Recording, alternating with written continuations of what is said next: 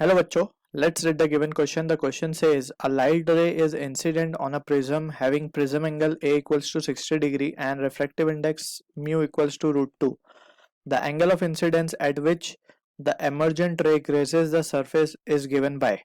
So option A given है sin inverse root 3 minus 1 by 2. Option B given है sin inverse 1 minus root 3 by 2. Option C is given as sin inverse root 3 by 2 and D is given as sin inverse 2 by root 3. सो अगर इस question को carefully analyse करा जाए, so first we will try to draw the diagram. सो हम इसका prism diagram बना लेते हैं क्लियरली.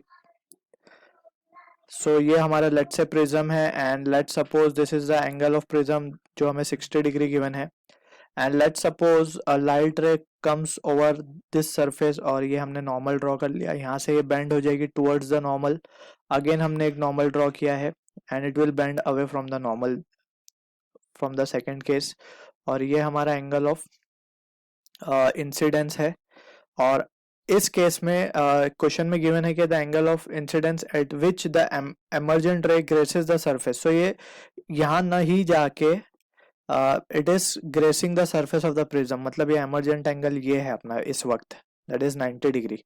और ये हमारे पास R2 होता है, this is R1.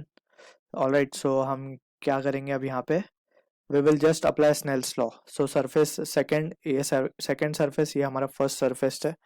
So on application of Snell's law on second surface हम बोल सकते हैं Snell's law लगाने के बाद by Snell's law on 2 है ना.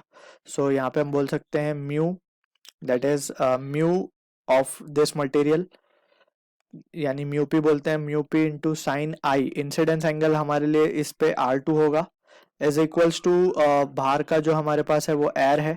सो उसके लिए रिफ्रैक्टिव इंडेक्स 1 लिया जाएगा और angle of incidence angle of refraction जो है 90 डिग्री है.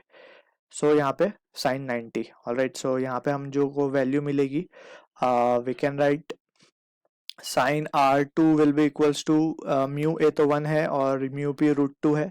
देयरफॉर R2 की जो वैल्यू आई है वो आई है sine inverse of 1 by root 2, that is 45 degree. अगर ये एंगल हमारे पास 45 डिग्री आ गया है और ये 60 है, ऑलराइट, सो ये एंगल हमें कैलकुलेट करना होगा. सो अगर ये 60 है तो ये क्वाड्रिलेटरल है जिसमें अपोजिट एंगल जो होते हैं मिलकर के 180 होते हैं. सो 60 ये है तो इसको 120 होना पड़ेगा. और अगर ये 120 है और R2 45 है, सो 165, तो इसे एंगल को R1 को 15 डिग्री होना पड़ेगा. So from geometry we can say, हम डायरेक्टली यहाँ पे लिख देते हैं फ्रॉम ज्योमेट्री, ये एक्सप्लेन कर दिया है हमने. So from geometry we can say, from geometry of figure to be precise हम ऐसा बोलते हैं, from geometry of figure R1 की वैल्यू जो आएगी वो आएगी 15 डिग्री.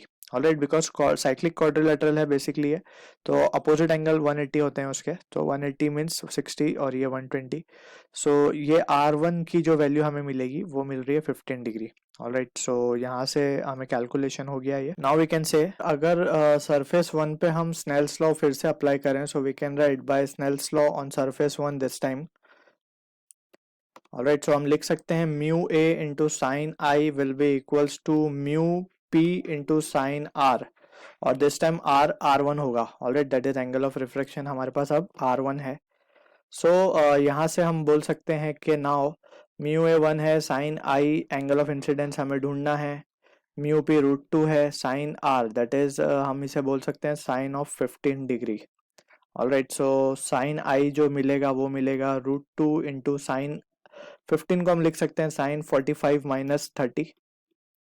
ऑलराइट, सो यहाँ पे साइन ए माइनस बी का फॉर्मूला अगर हम अप्लाई कर दें सो वो आएगा sine A cos B, sine A cos B minus cos A sine B. Alright, on further application हम इसे बोल सकते हैं रूट 2, ये हो जाएगा 1 by root 2 into cos 30 is root 3 by 2 minus 1 by root 2 into sine 30 is half. So यहाँ से carefully if we analyse, so हम बोल सकते हैं sine I will be equals to root 2 को अगर हम अंदर मल्टीप्लाई कर दें so we can get the answer as root 3 by 2 minus 1 by 2. So we can say the final answer, that is angle of incidence, will be equals to sin inverse of √3 minus 1/2. सो ये answer है हमारा। और अगर हम option देखें तो option A हमारा right answer to the question. I hope you understood it well. All the best.